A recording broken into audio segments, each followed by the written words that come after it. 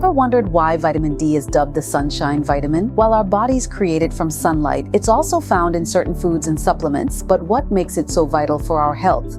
And how can you ensure you're getting enough in climates with less sunlight? I'm Sandra Gumansingh. Let's dive into the best sources, recommended amounts, and everything you need to know to keep your vitamin D levels in check with Dr. Cabell. Welcome, Dr. Cabell, once again. Thank you for sharing some of your knowledge with us. And today we are talking about something we have a lot of right here in the Virgin Islands, and we are talking about nothing more than what's behind of us. Sunlight. That's right. Yes. Sunshine. The sunshine, the nice weather, one of the natural resources that, like you said, there's an abundance of, and we're just kind of blessed to have great weather 24 hours, well, not 24 hours, but 365 days, unless there's a hurricane. You know? That's right. So lately I've been doing a lot of research about light therapy and the benefits of light and different type of things, and I learned a lot from you. So today I was surprised to learn how much the sun is beneficial to your health, and we're going to talk a little bit about that. First of all, tell us why sunlight is beneficial. Why is it good for the health? Sunlight is very important for lots of reasons. Probably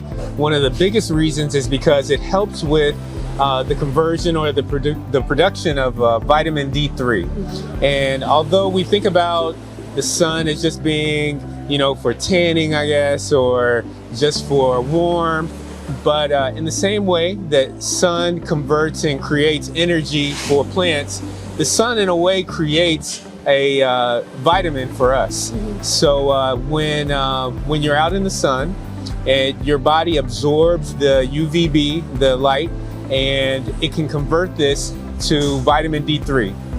And we have vitamin D3 receptors all throughout our body, in our brain as well. And vitamin D3 helps with the absorption of calcium. So the sun has an indirect relationship with strong bones and healthy teeth.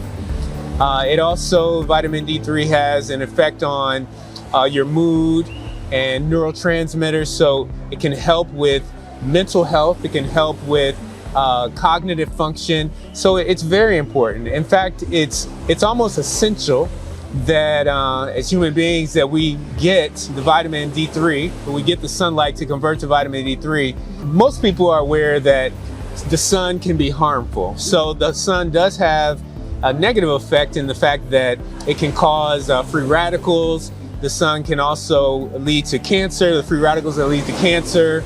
So we have to be careful. You need to wear sunscreen to protect against the negative effects of sun. However, it's essential that you at least get a little bit of sunlight so that you get these the benefits from the vitamin D3. Everyone is different in the same way that some people need more water or certain vitamins more than others. People that have darker skin need more exposure to sunlight, mostly because of the melanin, the pigment that's blocking the sun rays, which is beneficial in one instance, but then at the same time, we need more sun because less of the UVB is absorbed. That's something that just kind of sparked me as interesting, that the darker your skin, the more sun you need. Yes, the more that you need, because less of the harmful and also less of the UVB rays are absorbed. Okay.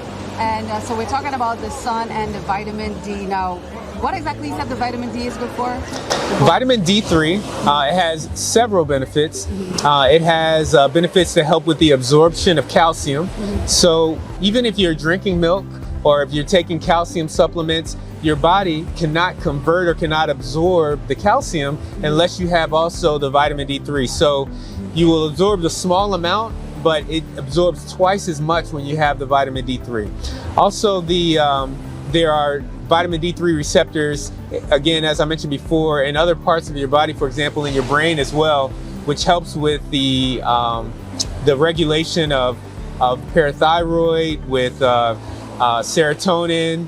It helps with your circadian rhythm. So there's lots of effects that come along with this. It's amazing that it's not just the one type of thing.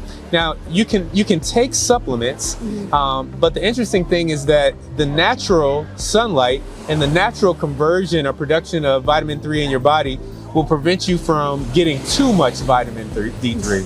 So yeah, it's possible if you're taking, say for example, if you live in Alaska during the time when there's no sun, then it would be a good idea to try to take something so that you can make up for not getting the sunlight. But if you take too much, it can have a negative effect. It can have a harmful effect. That's also something that was interesting to me as well. Living in the Caribbean, we have sun all year round, and you know, you were just talking about how it affects your mood. Yes. And I've never lived anywhere where there's winter, the seasons, but I did learn that people do go through those winter blues, and it has a lot to do with not getting sunlight and light. Yes, it's called SAD, not just because people will become sad or depressed, but it's a sun.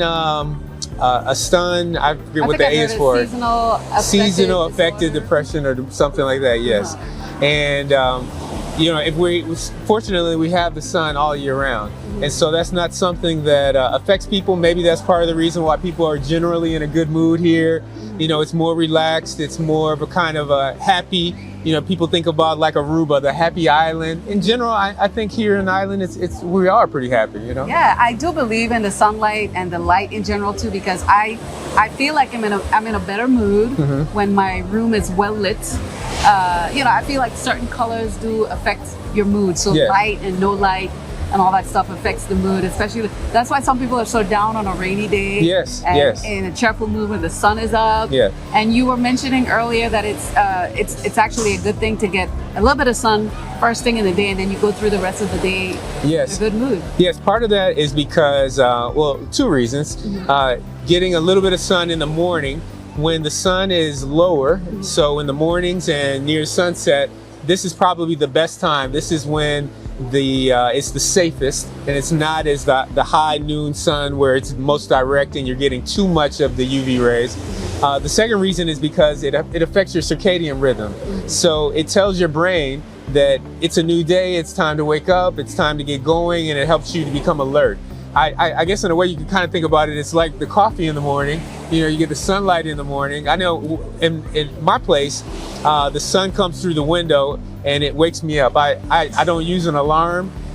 You know, I guess I could have curtains up or something like that, but I like waking up to the sun. You know, the sun coming in, it helps me to wake up. And if you have a really good, regulated, strong circadian rhythm, it's helpful for you. It helps you to get a good night's rest, and it's healthier overall as well. So if you had to leave with a little bit of advice about the sun and your health overall, especially the skin. My overall advice is this, is that take advantage of what is here and what is free. I mean, you know, we are blessed to have a natural, free, easy way to get the daily dose that we need of vitamin D3, especially here where it's sunny all the time. You know, so this is something that helps with your bone, something that helps with your mood. So it's not so much that you have to have a drink or you have to take a pill or something like that. Just getting sunlight can really make you feel so much better.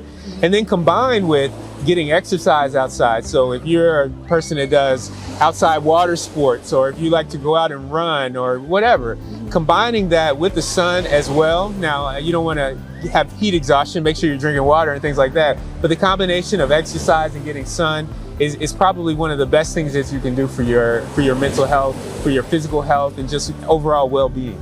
Okay, thank you for that. You're very welcome. Cabell. We will see you again in the next episode. Okay.